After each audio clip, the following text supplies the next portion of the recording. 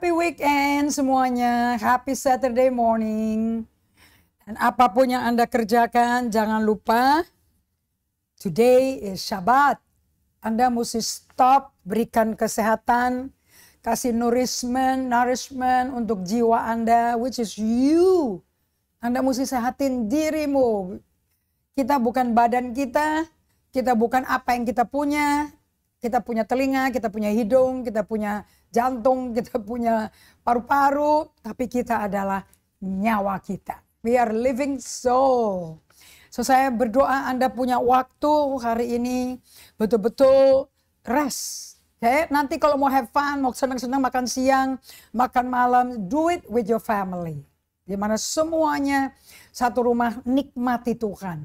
Bukan duduk di depan TV terus menikmati hobimu dan puaskan. Itu nggak ada waktu sama Injil dan Yesus yang sangat dibutuhin demi kesehatan jiwa kita.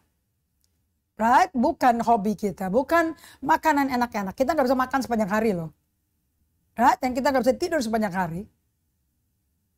Nyawa kita akan gelisah sekali loh. Tapi kita nyawanya bisa tenang. Seperti bayi yang lepas minum susu ASI ibu. Tenang, kalem, tidur. Alright? Oke. Saya mau ucapkan terima kasih lagi, sekali lagi. Kepada semua mitra kerja. Dan terima kasih mau jadi mitra kerja. Sebetulnya banyak yang menjadi mitra kerja dari dulu. Sebelum saya kembali lagi live Bible Study dengan Yayasan Maria Magdalena sebagai coveringnya di waktu zaman COVID-19 di mana kita semua Indonesia nggak lockdown tapi kita di karantina. Oke, Jakarta harus terpisah dari Bekasi, terpisah dari Bogor, ada karantina. Tapi kita bisa aktivitas di dalam karantina itu untuk mengurangi penularan dan orang yang nggak kuat bisa meninggal. Well anyway, karena semuanya work from home, school from home, akibatnya semua menjadi online. Dan saya bersyukur dengan adanya, kalau sekarang COVID katanya masih ada ya, masih nyebar, tapi kita udah, mungkin badan kita udah membangun ya secara natural itu dari Tuhan juga. Daya tahan tubuh kita tambah kuat. Ya, supaya kita nggak suntik-suntik lagi tuh vaksin-vaksin aneh buatan orang ya. Ada orang kaya raya gaya-gaya gitu tapi mengorbankan tubuh orang sesama manusia. But we don't need that. Okay? Aduh, saya berdoa biar kita dipimpin sama orang yang takut Tuhan ya, negara kita.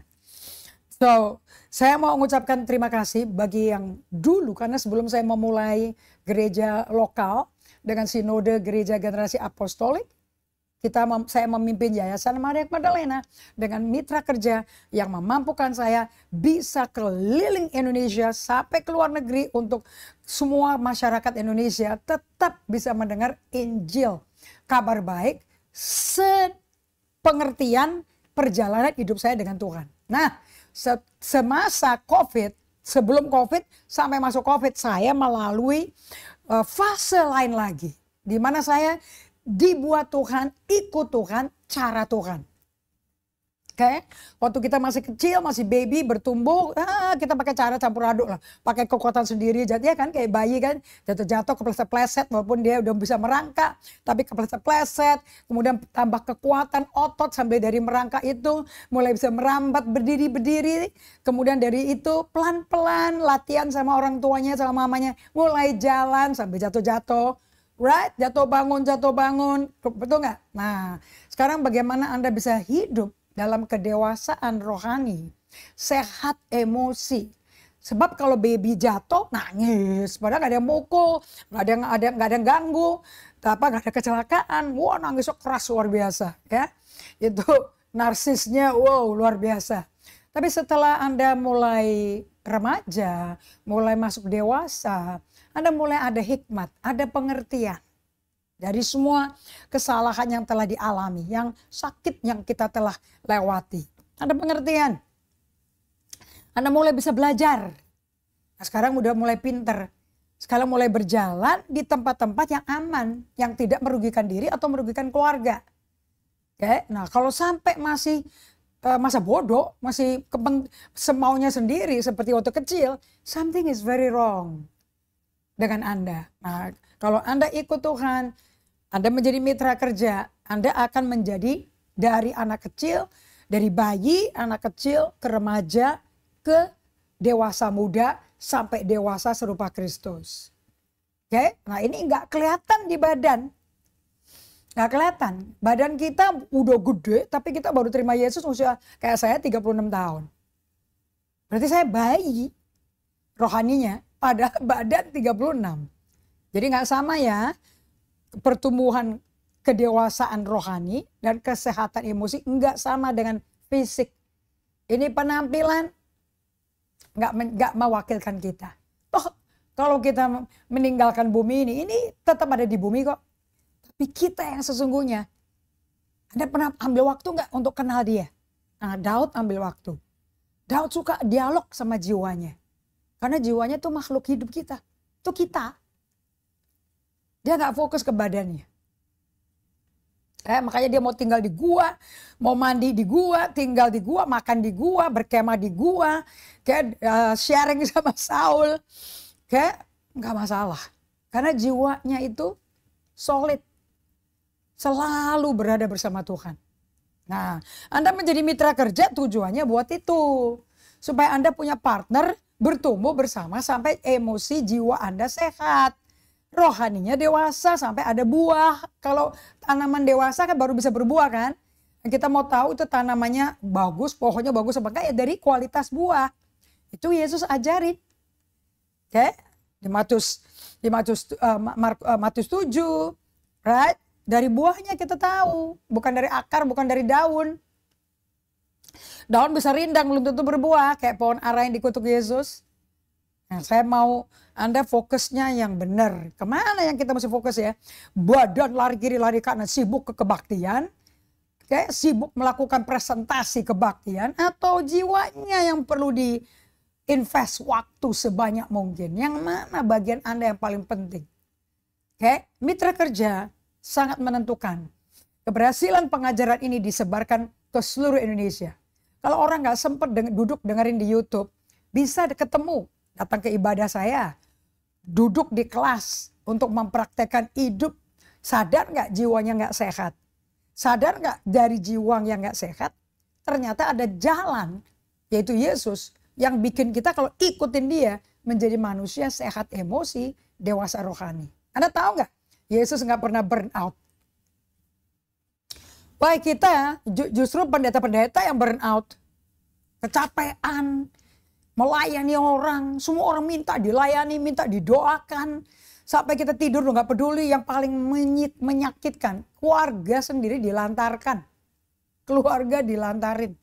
Sampai anak berkata, oh papa lebih cinta jemaat kan, daripada anaknya sendiri kan. Mentang-mentang bapak pelayanan, jadi kita ini otomatis dipelihara Tuhan gitu kan. Jadi nggak usah diajak ngomong, nggak usah disapa, ambil rapot juga nggak pernah datang. Kalau ada game olahraga juga nggak pernah nonton karena sibuk mendoakan jemaat. Makanya anak-anak hamba Tuhan paling luka.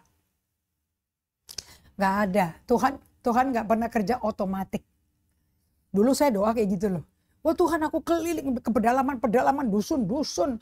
Tuhan jaga keluargaku ya. Engkau bekerja di keluargaku. Yang belum pada bertobat, kau bekerja. Karena aku menabur hidupku di ladangmu. Sekarang aku minta kau bekerja di ladangmu juga, di rumahku. Jaga orang tuaku. Enggak. Tuhan bekerja sama kita, enggak pernah pisah-pisah. Aku di Sanger, terus Tuhan ada di rumah orang tua saya. Nggak bisa. Oke? Waktu saya pulang dari Manado, itu awal-awal, belum bergereja lokal, belum punya gereja lokal, belum bangun sinode. Pulang bisa dengar suara Tuhan langsung aja disampaikan ke kakak tertua saya. Yang ternyata sudah menikah 9 tahun, belum dikaruniakan anak. Tapi yang diomongin sama Roh Kudus melalui saya, enggak ada urusan tentang anak, tentang bayi, tentang keturunan. Yang dikatakan adalah, kamu lagi sakit ini, and Yesus itu pernah lahir di bumi, mati menderita buat dosa kita. bangkit hari ketiga, kembali ke surga di hari Salmasi. Sekarang melalui saya dan rohnya, Tuhan mau melayani kamu. So hari ini, izinkan saya tumpang tangan, sakitmu akan sembuh. Lagi saya tumpang tangan, doain dia. Terus kita berdua nonton TV, programnya Benny Hinn. Kan waktu itu saya beli banyak VHS. Dan Benny Hinn juga menantang, kedangkan tanganmu, sentuh layar daripada TV Anda. Kakak saya ternyata waktu saya pimpin doa di jamah Roh Kudus, ketemu Roh Kudus. Terus dia lapar dan haus akan Tuhan sampai ikut-ikut acaranya Benny Hinn terus. Karena waktu itu saya ikut Benny Hinn. Jadi dia nggak ada pengetahuan yang lain kok. Kita jangan menghakimi orang ya. Dan dia sentuh, sakitnya sembuh. Terus Tuhan ngomong sama saya. Tuhan ngomong, 6 bulan dari sekarang kamu akan punya keturunan. Loh, ini sakit, penyakit badan yang lain, organ lain yang sakit, tapi Tuhan kasih pesan. Nah, semenjak itu saya datangin istrinya. Tuhan ngomong, 6 bulan dari sekarang kamu akan hamil. Semenjak itu banyak kan teman-teman saya datang ke rumah. Terus dia, kakak ipar saya kata, kok teman-temanmu beda ya? Kayaknya Tuhan itu akrab banget. Tuhan itu deket banget gitu loh. Nah ini kakak ipar saya yang mengatur semua MK-MK-nya pelayanan Babes tadi ini. Karena dia pernah diberkati, ketemu Tuhan. Kita ini kan cuma saluran selang. Jangan hakimi selangnya. Selangnya ada yang kering, ada yang pecah-pecah, ada yang bagus, macam-macam. Tapi yang penting airnya ngalir. Itu air hidup. Oke? Terima air hidupnya, fokus di air hidupnya. So kakak ipar saya bertanya, kok kalian bisa ngomong sama Tuhan kayak Tuhan tuh deket banget sama kamu? Kayak kalian kenal. Dan kamu juga bisa. So kita pimpin dia, datang. Yuk minta yuk. Karena Yesus datang melalui kita. Ngundang Anda untuk bisa menerima Yesus sebagai juru selamat jiwamu dan Tuhanmu. Nah agama gak nyelamatin kita dari dosa kita. Upah dosa maut kan ya. Nah itu maut gak pergi tuh. Karena beragama Kristen. Tapi itu maut, mati kuasanya, sengatnya. Dosa hilang sengatnya. Waktu Anda ketemu pribadi. Yang telah menjadi dosa, mati bagi dosa, tanggung hukuman dosa. Dan hidup pada hari ketiga. Terima dia, maka janjinya. Allah setia dan adil mengampuni engkau dari segala dosamu. Dan dia sucikan hatimu. Dan dia pulihkan hubungan kita dengan Allah. Hidup jadi dekat. Dia terima Yesus. Ngalami Yesus. 6 bulan kemudian. Baby. Dibentuk di rahimnya. Sekarang babynya udah menikah. Menantikan babynya dia. Oke. Dan pengalaman dengan Tuhan luar biasa. Kakak ipar saya hamil agak usianya cukup senior, mulai 36 tahun anak pertama. Sampai anak ketiga umur 45 tahun baru melahirkan. Tidak ada satu pakai C-section, semua alamiah. Oleh Tuhan, karena Tuhan, dari Tuhan, bagi Tuhan. Wow. Sekarang Ibu Indrani senang sekali melayani Anda semua supaya Anda mengalami Tuhan. Jadi mitra kerja. So, beliau sampaikan yuk kita undang yuk para mitra kerja. Mungkin kita bisa suatu kesempatan. Apalagi ini udah mau Desember ya. Saya baru pulang dari Singapura. Wah dekornya di jalan Orchard Road sudah dekor Natal. Kayak di Amerika semua sudah barang-barang untuk Natal. Padahal Thanksgiving juga belum masuk. Betul kan? Black Friday you know. Thanksgiving, makan kalkun, kemudian Natal. Anyway, ini masa Advent, masa kita menanti Tuhan datang, right? Tapi tidak terasa kita udah mengakhiri bulan Oktober dan kita sudah masuk minggu pertama ya, November. Saya mau sampaikan kepada semua para mitra kerja yang bisa dikontak maupun yang nggak bisa dikontak. Terima kasih untuk Anda doakan saya, doakan pelayanan dan tim saya, dan berkomitmen juga menabur benih keuangan. Untuk semua bahan-bahan yang saya bagikan pada Anda dapat dimiliki dan dipelajari sehingga saya bisa ngajar Anda. Dan saya bisa nabur kepada banyak hamba Tuhan. Alright. Nah, saya terima kasih sekali karena taburan doa dan benih keuangan Anda memungkinkan pelayanan Maria Magdalena bisa mengelola Bible study ini. Sehingga waktu saya ada di New York, ada di Kanada, di Vancouver, di Kelowna, saya tetap bisa nonton. Bahkan dari Kelowna saya bisa kirim rekaman saya sampai ke Jakarta. Anda nikmati bukan? Nah, ini semua tidak mungkin dapat terjadi tanpa mitra kerja. Oke? So saya mengucap syukur kepada Tuhan karena dia pegang, dia berikan perjanjian yang luar biasa. Semua benih persembahan doa maupun keuangan Anda ini akan menghasilkan buah yang makin memperbesar keuntungan Anda. Jadi Anda yang akan menerima keuntungan benefit dari taburan yang Anda bikin. Kisah Rasul 20 ayat 35 Yesus berkata, kata Paulus, lebih baik memberi daripada menerima. Karena apa yang Anda beri, itu Anda tabur. Apa yang Anda tabur, Anda pasti tuai. Itu hukumnya Allah. Gak usah pusing. Udah percaya aja. Okay.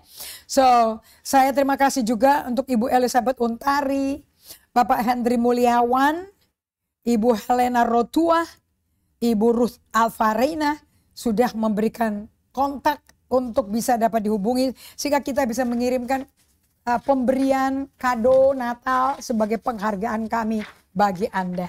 Oke, terima kasih untuk Anda semua yang telah setia dan doa saya bagi Anda semua. Allahku akan memenuhi segala keperluan Anda menurut kekayaan dan kemuliaannya di dalam Kristus Yesus. Allah menyediakan bagi Anda lebih dari cukup dalam nama Yesus. Amin. So, thank you so much semuanya. And saya mau ucapkan terima kasih untuk Pak Jamie, semua teman-teman yang sudah hadir dari Bali. Terima kasih. Juga dari Labuan Bajo, dari Kupang, dari Jember, dari Sydney, dari Melbourne, dari Singapura, dari Johor, dari Nottingham. Thank you for teman-teman yang mungkin belum jadi mitra kerja tapi sudah setia. Oke, Eka Siska dari Manokwari, dari Queensland. Oke, thank you semua. Dari Belanda Pak Vini, thank you untuk kesetiaan Anda. Thank you so much teman-teman dari Inga dari Pining. Thank you semua. Oke, dari Jolly juga mereka lagi di Pining, Bapak Ibu sekalian. Dalam usia mereka melakukan check up kesehatan. Oke. Tantangan yang mereka lewati banyak. Tapi mereka tekun belajar. Tuhan gak cari kesempurnaan loh. Apa itu solitude challenge yang sempurna gak ada. Tapi datang ke Tuhan, dihargai Tuhan banget. Right? Oke, kita berdoa. Bagi semua yang hadir, kita satu di dalam doa. Anda datang ke hadirat Allah, tangan terbuka, tanda Anda berserah, taruh di pangkuan kaki Anda, berdiamlah di hadapannya.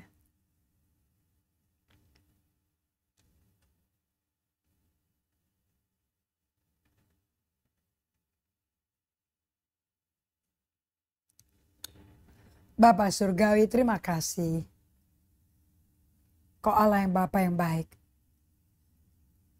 Di Habakuk 2:20 berdiamlah karena Engkau hadir. Buat kami semua peka dengan kehadiran-Mu.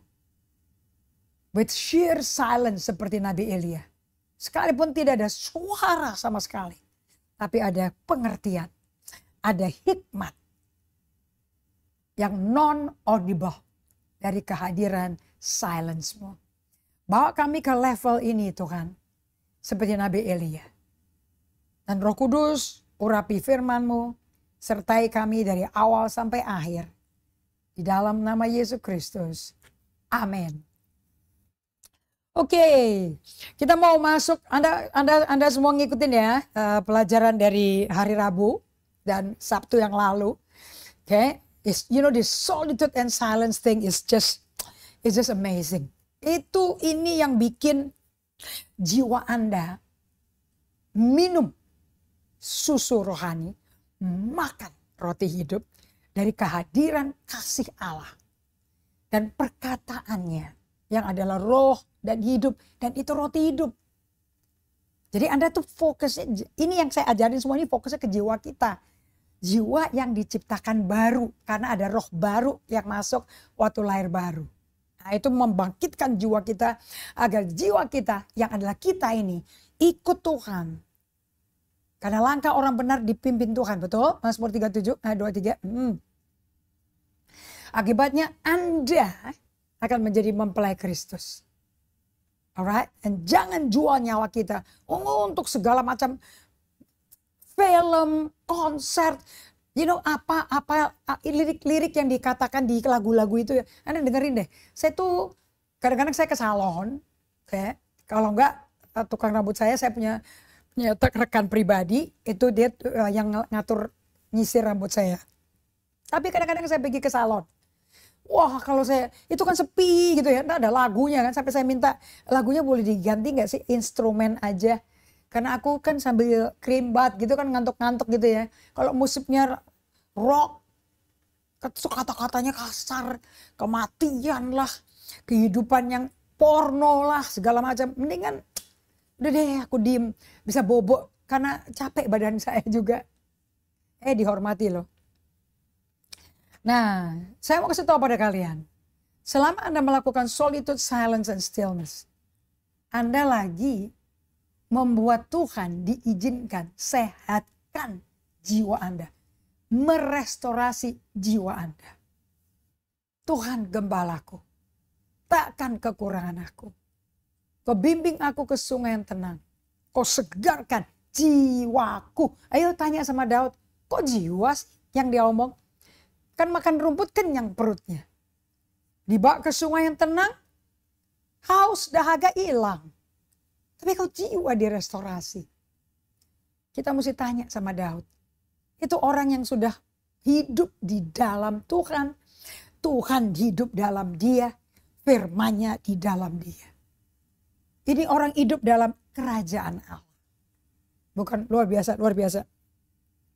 Nah, sekarang saya mau bagikan kepada Anda dari pelajaran anak terhilang. Mestinya anak-anak terhilang, bukan satu. Nah, untuk itu referensinya adalah apa sih musuh-musuh dari kehidupan rohani kita. Nah, kita disebut makhluk hidup kan, waktu roh Allah dihembuskan ke dalam hidung Adam, breath of life masuk. Sejak itu manusia jadi living soul, makhluk hidup. Nah, apa musuh daripada kehidupan rohani kita? Di mana jiwa kita ikut Roh Kudus dan ikut bersatu dengan roh manusia kita yang diberikan. Sehingga roh kehidupan kita sebagai orang rohaniawan, rohani itu betul-betul hidup, betul-betul nyata. Anda bukan manusia tubuh, manusia badan, tapi Anda manusia roh, punya jiwa yang sehat, emosi sehat, dan manusia roh yang penuh kemuliaan Allah. Yang ditutup, dibungkus kemuliaannya dengan badan kita. Nah, saya mau musuh yang namanya musuh rohani kita, yang bikin manusia jiwa kita itu, manusia makhluk hidup kita itu tidak sehat, tidak direstorasi, nggak seperti aslinya sebelum Adam jatuh dalam dosa, nggak seperti serupa Kristus. Itu ada yang namanya the very compulsion are at the basis of two main enemies, adalah basis dari dua musuh utama. Of the two enemies, dari dua musuh dari kehidupan rohani kita. Jadi untuk hidup rohani, Anda ada musuh. Musuhnya namanya anger and greed, amarah dan serakah. They are the inner side of a secular life. Itu bagian dalam daripada kehidupan sekular duniawi. Itu buah-buah kecut dari worldly dependency, kehidupan yang ketergantungan kepada kepuasan yang dunia berikan. Now, what else is anger than the impulsive respond to the experience of being deprived? Apa sih amarah itu? Apa lagi sih amarah itu? Kecuali ini tentang dorongan, respon-respon yang dorong Anda supaya Anda mengalami apa yang Anda kekurangan. What are you deprived of? Oke, jadi kita dari Santo Antonius, dia tinggalkan semua kenyamanan rumah keluarganya kaya raya. Dia tinggalkan semua kenikmatan makan enak. Karena Matius 19:21 ada Tuhan ngomong di situ. Oke, kalau engkau mau jadi sempurna, tinggalkan segala-galanya. Jual segala-galanya. Kasih ke yatim piatu, janda miskin. Datang ke aku, ikut aku. Bener, dia tinggalin semuanya. Tinggal di gubuk di pinggir kampung. Hidup dengan bersahaja. Kerja labor, kerja buruh, kerja keras buruh. Dan ngambil hidup dari apa yang dia terima. Wah, ternyata waktu dia lagi dan dia berdiam terus sebanyak mungkin berada bersama Tuhan. Waduh, dia kerasa diri dia, badannya berontak, marah, ngamuk. Aku kepingin ini, rasanya badan udah mau lari. Kepingin ini. Nah, when my sense of self depends on what others said about me, ini said ini SAID. Pada waktu rasa diri kita itu ada ketergantungan pada orang lain. Ya, yuk makan yuk sama gue yuk pergi nonton yuk. Nah itu manusia, diri Anda yang pernah hidup terus mati karena dosa. Itu gak suka tuh untuk duduk diam gak ngapa-ngapain. Karena identitasnya dia tuh ada kalau melakukan sesuatu. Ada kalau apa kata orang tentang kita. Okay. Anger itu is quite a natural reaction to a critical word. Kata kritik yang dipakai itu di dalam kita sangkal diri, pikul salib, puasa, badan. Kita udah masuk Advent nih ya, November 20 nanti. Advent artinya masa untuk kita nginget diri kita. Ini adalah saat dimana Yesus datang. Maka seluruh dunia merayakan hari Natal, kelahiran seorang bayi yang tidak sama dengan siapapun juga. Oke.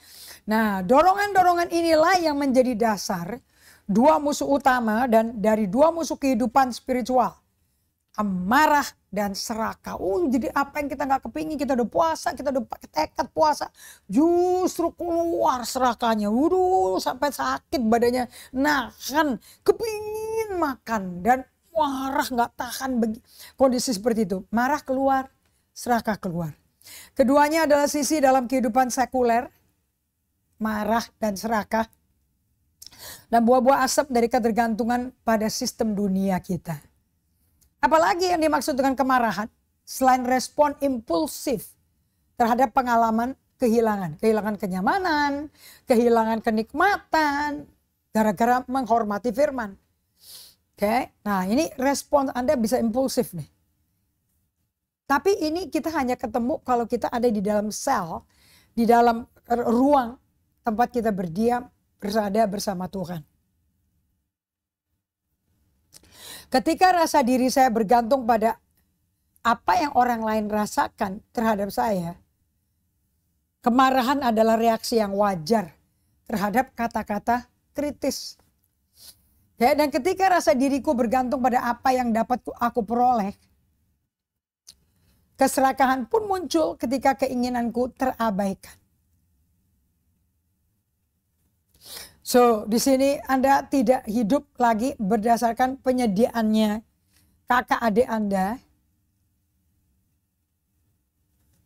Tapi Anda mesti tergantung kepada Yesus yang adalah penyelamat, raja bagi jiwa Anda.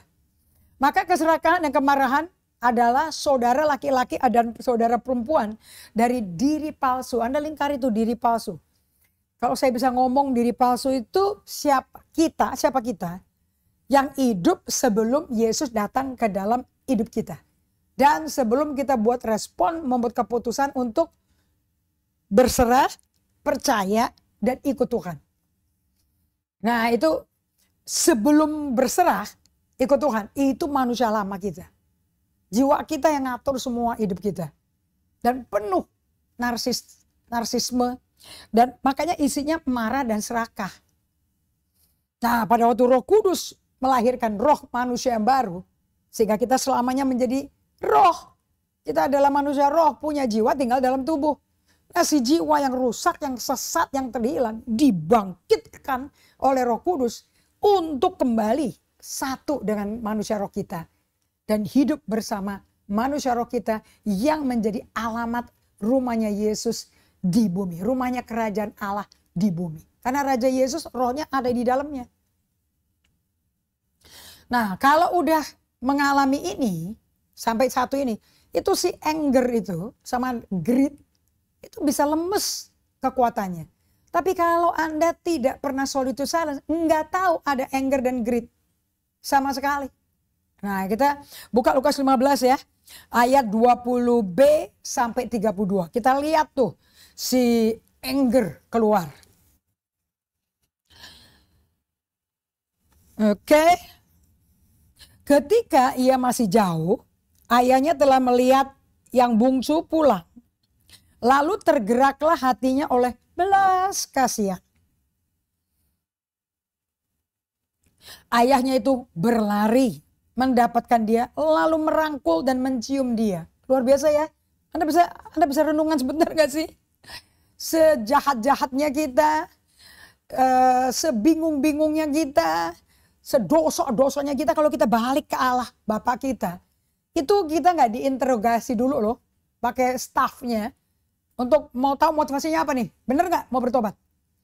Udah nggak pusing lagi dilihat bertobat apa enggak, dikejar sama bapaknya. Anaknya jalannya nondok, tertuduh, bapaknya dong lari, kejar anaknya. Oke, ini umur berapa ya bapaknya ya? Lari, dia rangkul kenceng-kenceng, diciumin, padahal dia barusan hidupnya di mana? Kandang babi, udah lama nggak mandi, udah lama nggak makan karena dedak makanan babi nggak dikasih. Dan kata anaknya itu kepadanya, "Bapak, aku telah berdosa terhadap sorga dan terhadap Bapak. Aku nggak layak lagi disebut anak Bapak." Ini cara si anak bungsu ngelihat dirinya. Ya.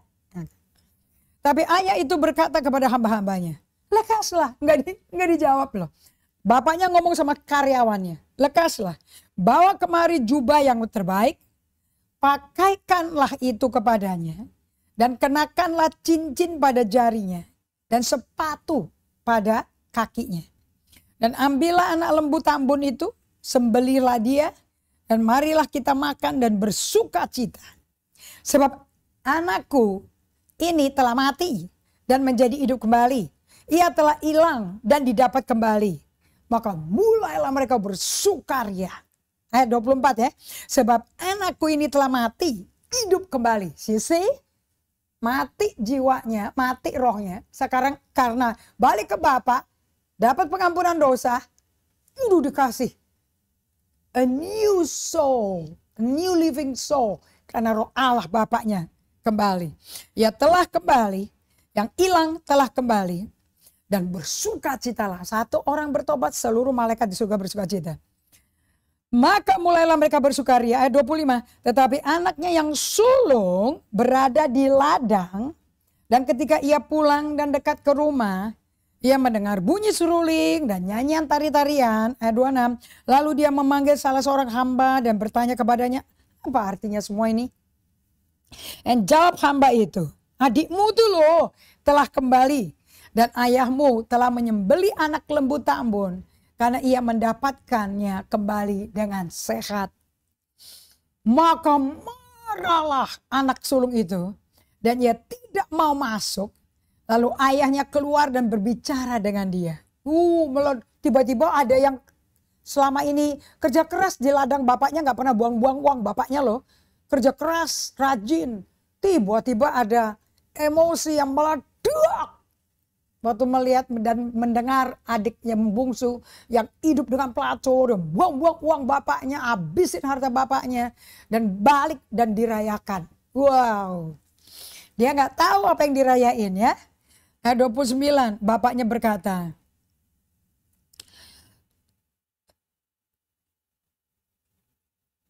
lalu ayahnya keluar dan berbicara dengan dia. Tetapi si kakak sulung menjawab ayahnya katanya, telah bertahun-tahun aku melayani bapak. Belum pernah bapak belum pernah aku melanggar perintah bapak. Tapi kepadaku belum pernah bapak memberikan seekor anak kambing. Gak usah sapi tambun. Anak kambing aja gak dikasih. Untuk bersuka cita dan dengan sahabat-sahabatku. Jadi orang kalau pernah salah dirayakan pakai kambing aja. Kalau gak pernah bersalah domba tambun. Ya, atau sapi tambun. Itu penting banget nih. Ya, nah, tapi baru saja ini anak datang. Anak bapak ini yang telah memboroskan harta kekayaan bapak bersama-sama dengan pelacur-pelacur. Maka bapak menyembelih anak lembu tambun itu untuk dia. Dan kata ayahnya kepadanya, anakku, engkau selalu bersama-sama dengan aku. Dan segala kepunyaanku adalah kepunyaanmu. Kita patut bersuka cita dan bergembira karena adikmu telah mati dan menjadi hidup kembali. Dengarin kata-kata bapaknya, adikmu telah mati. Semua manusia telah berdosa hilang kemuliaan Allah. Betul? Dan kembali ke bapaknya menjadi hidup kembali. Apanya tuh Bapak Ibu? Yang hidup kembali apa? Kejadian 2 ayat 7. Waktu Allah menciptakan manusia. Apa yang terjadi? Kita lihat ya. Kejadian 2 ayat 7. Ketika itulah Tuhan Allah membentuk manusia dari debu tanah. Dan menghembuskan nafas hidup ke dalam hidungnya yang dari debu tanah. Demikianlah manusia itu menjadi makhluk yang hidup. Makhluk hidup ya. Nah, si anak terhilang itu di Lukas 15 dikatakan oleh bapaknya. Apa yang dikatakan? Kita patut bersuka cita. Betul? Kita patut bersuka cita dan bergembira karena adikmu telah mati dan menjadi hidup kembali. Apa yang hidup? Living soul, makhluknya, jiwanya. Dan ia telah hilang dan didapat kembali. Karena dia kembali ke rumah Bapa. Itu yang penting. Jadi yang dihargai oleh Allah Bapa, nyawanya, jiwanya, hidupnya si anak. Bukan kerjaannya, berapa omset yang dicapai, berapa productivity. Tapi jiwanya selamat. Beda ya yang dinilai Tuhan. Beda sekali. So seperti di slide tadi saya katakan, anger in particular seems close to a professional vice in the contemporary ministry. Kemarahan khususnya tampaknya dekat dengan sebuah kejahatan profesional dalam pelayanan kontemporer. Nah ini Anda kalau hidupin solitude, silence and fasting, ini mau masuk Advent, kita mulai puasa karena mulai bertobat.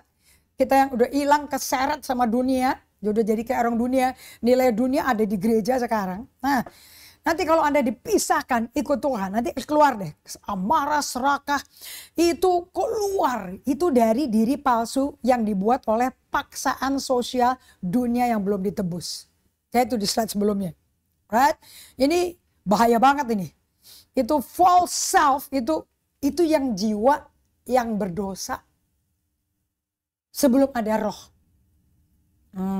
Itu bisa bolak-balik loh. Kan dia kan pengalaman kan hidup dalam dosa. Nah, terus untuk konsisten hidup di dalam kebenaran. Itu butuh disiplin dan intensionalitas. Yang penting pulang dulu ke pangkuan Bapak. Yang penting datang ke pangkuan Bapak. Oke. Supaya nanti Anda lihat benar gak manusia palsu itu ada. Manusia dosa itu. Ada. Karena Anda marah. Respon Anda marah dan juga serakah, rakus, mau enak-enak dulu, muncullah yang namanya entitlement. Saya berhak nih, ini hak saya nih kayak begini. Oke, so saya di slide yang ke-86, di mana Anda melakukan solitude silence, dorongan-dorongan impulsif, marah, serakah itu menjadi dasar utama. Itu bukti Anda manusia palsunya hidup loh. Ya, nah ini adalah sisi kehidupan sekuler Anda. Anda gak bisa jadi sekuler sacred. 100% Anda selamanya roh. Begitu manusia roh lahir, Anda roh. Bukan diatur jiwa masa lampau. Nanti buahnya asem. Nah, apalagi yang dimaksud dengan kemarahan selain respon impulsif, nafsu terhadap pengalaman kehilangan. Kalau udah kehilangan apa, ini kayak kakak sulung nih kehilangan nih. Marah. Aku yang berhak dirayakan dong, udah baik kerjanya. Wow, impuls. Jadi kakaknya juga terhilang. Dia nggak hidup nyawanya terhadap bapaknya. Dia nggak ada napas hidup bapaknya. Jadi ketika rasa diri saya bergantung pada orang lain, rasakan terhadap saya, kemarahan adalah reaksi wajar terhadap kata-kata kritis. Ya. Dan ketika rasa diriku bergantung pada apa yang dapat aku peroleh, mesti aku bisa dapat ini, kalau aku gini bisa gini, gara-gara dia sih. Keserakahan pun muncul ketika keinginan saya diabaikan atau terabaikan. Maka ini dialami sama kakak sulung nih. Maka keserakahan dan kemarahan adalah saudara laki-laki dan perempuan dari diri palsu yang dibuat oleh paksaan sosial dunia yang belum ditebus.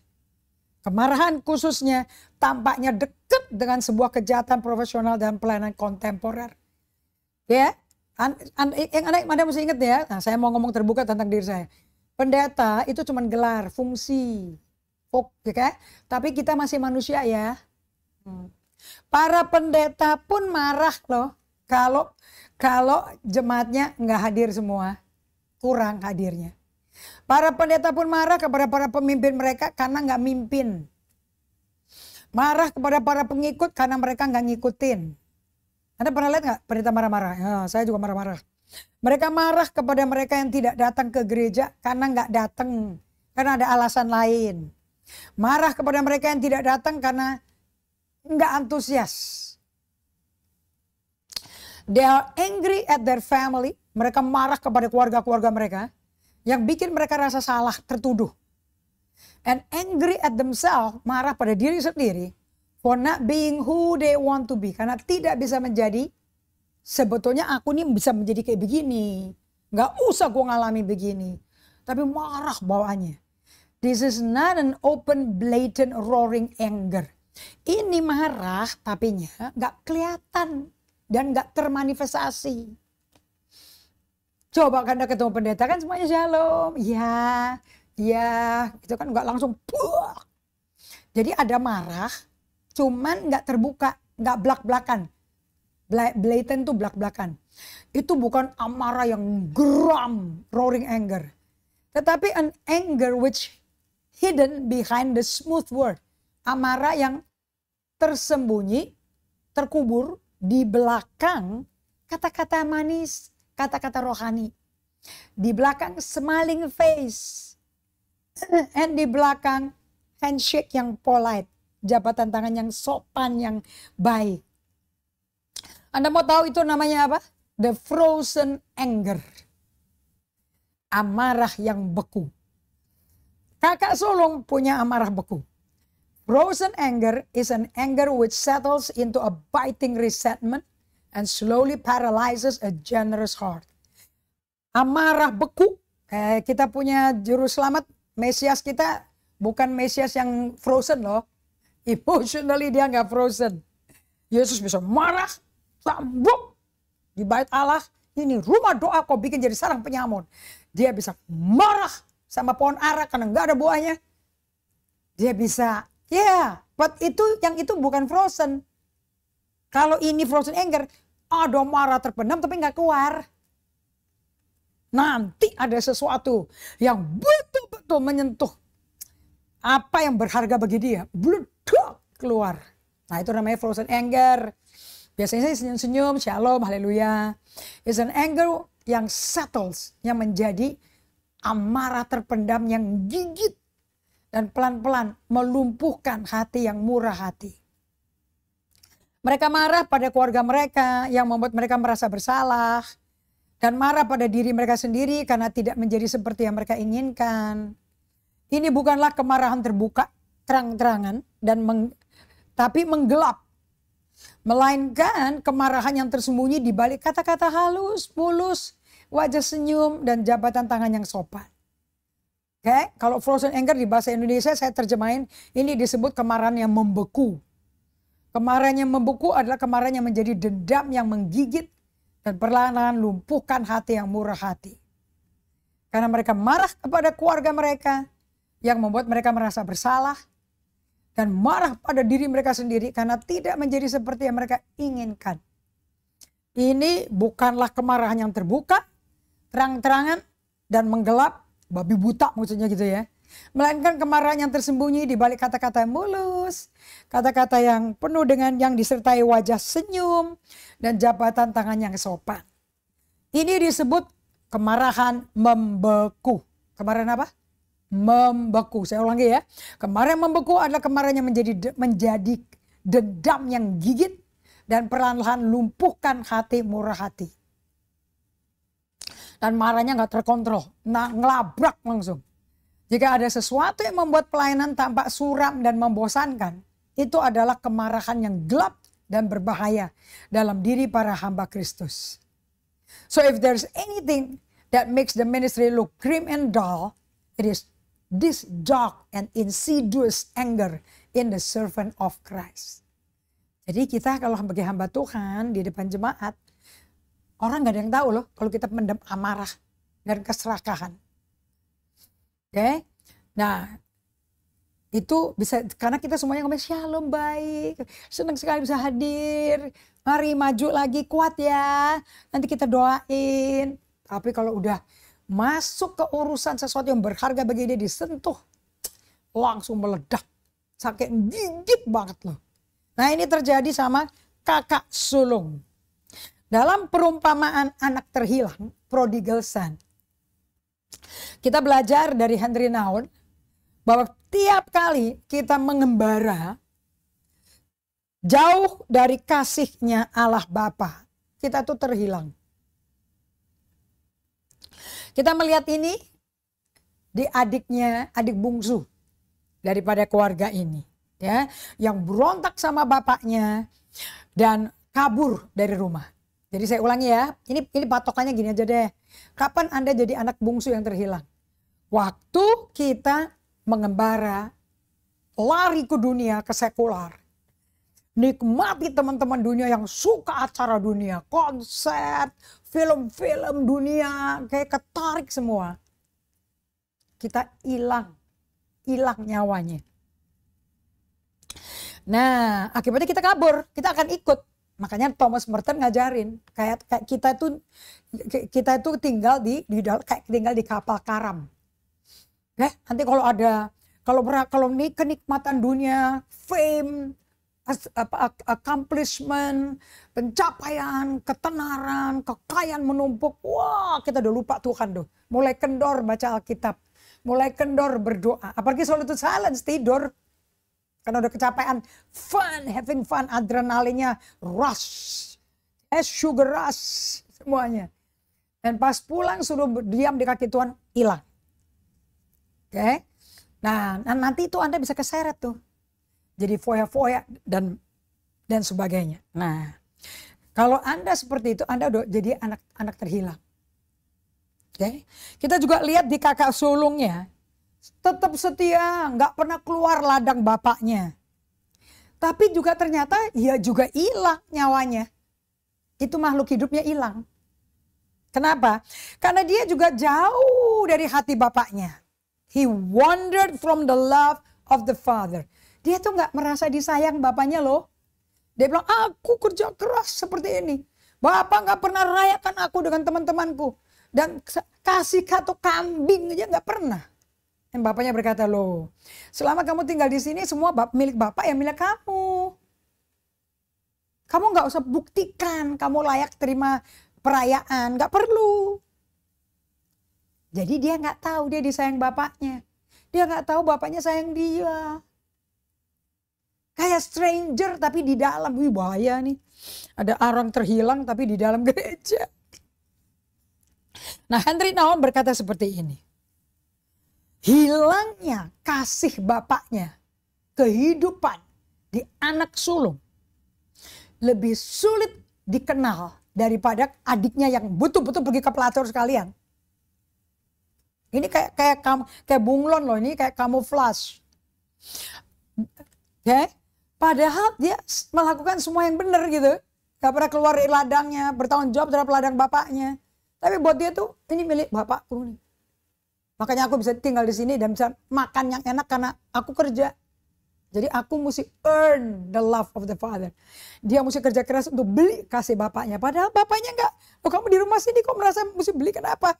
Kok jauh dari kasihku? Nah, kakaknya ini sangat taat, hormati aturan, hormati hukum, hormati namanya kerja keras. Tapi itu cuma yang di luar, yang kelihatan. Ya, sepertinya kalau lihat dari penampilan luar, ini kakak sulungnya nggak ada cacat. Nggak ada cacat karakter, nggak salah loh, nggak ada salah. Tapi pada waktu dia dikonfrontasi oleh sukacita dari bapaknya, pada waktu adik yang bungsu pulang kembali ke rumah bapaknya, tiba-tiba ada kekuatan kuasa hitam pekat meledak kayak gunung berapi keluar dari dia, mendidih loh ke permukaan. Wah, maki-maki bapaknya. Nah, ini kita jadi mesti hati-hati kan ya. Gimana Anda mesti jaga hati Anda, karena dari situ keluar pancaran hidupmu. Berapa banyak kakak sulung di gereja-gereja lokal? Berapa banyak kakak sulung perempuan di gereja lokal? Padahal ada di gereja lokal, di rumah bapak, di rumah Allah bapak sendiri. Beda sama yang ke pelacur, ke kandang babi, yang ke judi, beda. Tetapi dia hilang, nggak punya hubungan kasih sayang dengan bapaknya. Dari mana kita tahu? Menghakiminya detail. Bahkan dosa adiknya dihafal loh. Terperinci. Itu yang saya kagumi. Dia hakimi, dia dakwa, dia ngamuk, dia dendam, dia pahit, dia iri. Anak kayak gini dirayakan. Aku kok gak dirayain. Begitu bahaya, begitu jahat hatinya. Sampai itu merusak dia punya hati nurani loh. Dia rusak dia punya batin. Nah, ini namanya the frozen anger. Amarah membeku. Ini loh amarah membeku. Yang ada di antara orang-orang yang begitu fokus hidup dengan Allah Bapa, tapi fokusnya jangan sampai berdosa, jangan sampai berdosa. Ini dosa, ini kutuk, ini dosa. Sampai nggak punya hubungan sama Allah Bapa. Sama kayak Marta. Bro, ini Yesus sama 12 muridnya. Aku mesti kasih makan apa nih? Duduknya di mana? Pakai piring apa? Pakai gelas apa? Minumnya apa? Aduh, aku sendirian yang menyiapkan ini. Mesti nyiapin meja, mesti masak, mesti plating, mesti bawa ke depan. Itu si Maria nganggur di kaki Yesus. Tuh, marah kan? Si Marta itu ngundang Yesus tapi nggak ada hubungan sama Yesus loh. Disapa juga enggak. Anda pernah nggak ke gereja tapi nggak ada hubungan sama Tuhannya tuh gereja? Coba Anda cek. Ya, there is so much frozen anger among the people who are so concerned about avoiding sin. Banyak loh amarah membeku, kemarahan yang membeku di dalam orang-orang yang sibuk, yang aktif di gereja. Dan hidup tujuannya ke ibadah, tau nggak kenapa? Supaya dia nggak dosa. Dosa nggak kayak gitu deh. Dan saya pun mengenali kakak sulung di diri saya. Oh ada, semua orang Kristen ada. Terus sering kali saya menangkap diri saya. Contoh ya kakak sulung, ciri-ciri ada kakak sulung. Sedikit-sedikit tertolak, sedikit tersinggung, sedikit-sedikit marah karena orang kurang sopan gak tahu diri. Sedikit-sedikit ngamuk, teriak karena orang cuek. Waktu dan sekali lagi diketemukan di dalam diri saya banyak penggerutu, komplain, whining, grumbling, lamenting, meratap, nangis, menggerutu, tersinggung, griping, dan terus itu semua walaupun melawan arus kehendak saya, tapi nggak bisa terkontrol karena irinya tuh loh. Nah, ini perumpamannya Yesus tentang si anak sulung ini mengingatkan kita betapa cepatnya, betapa gampangnya kita menjadi kakak sulung. Pahit, menghakimi, ngomel, iri, sombongnya gak keruan.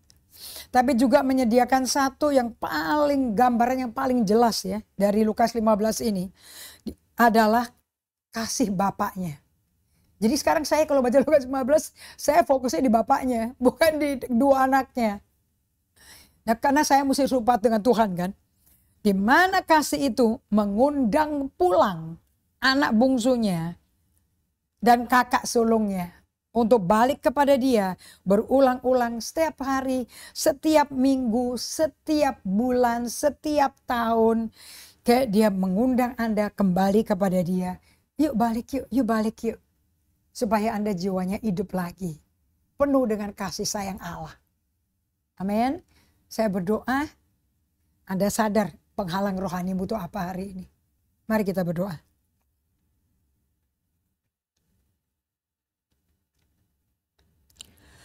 Bapa Surgawi, terima kasih. Memang gampang sekali dalam kehidupan sehari-hari. Kami tuh gak sadar sama sekali. Kami banyak amarah, dendam, iri, gagal untuk mendengar suara kasih-Mu.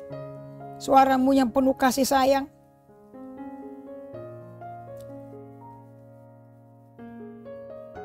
Sehingga aku hidup tidak menunaikan panggilan Tuhan. Lumerkan Tuhan semua dendam-dendam seperti frozen anger ini yang membeku. Biar es beku, lumer Tuhan. Semua unforgiveness, bitterness, semua gak ngampuni. Kepahitan. Dan penuhi kami dengan kasih-Mu Bapa. Sehingga kami bebas mengasihi orang seperti Engkau mengasihi mereka. Aku minta ini di dalam nama Yesus Kristus Tuhan kami. Amin. So, saya berdoa you are learning about frozen anger today. Dari kakak sulung, dari Henry Nawan. Guru yang luar biasa yang mengajarkan. Kalian gak mungkin jadi orang rohani lah kalau gak pernah slow down. Mengurangi tempo, bikin space buat Tuhan. Dan duduk berada bersama Tuhan. Boleh Anda kerja, tapi kerja bersama Tuhan. Oh Tuhan punya kerjaan. Bukan kekuatan kita. Kan ngomongnya bukan gagah kuat kita. Tapi roh Allah. Amin. Saya berdoa you have a good weekend. Bisa direnungkan kembali apa yang diajarin tadi. Apakah kita kakak sulung atau adik bungsu? Atau bapaknya. Oke, sampai ketemu lagi di hari Rabu.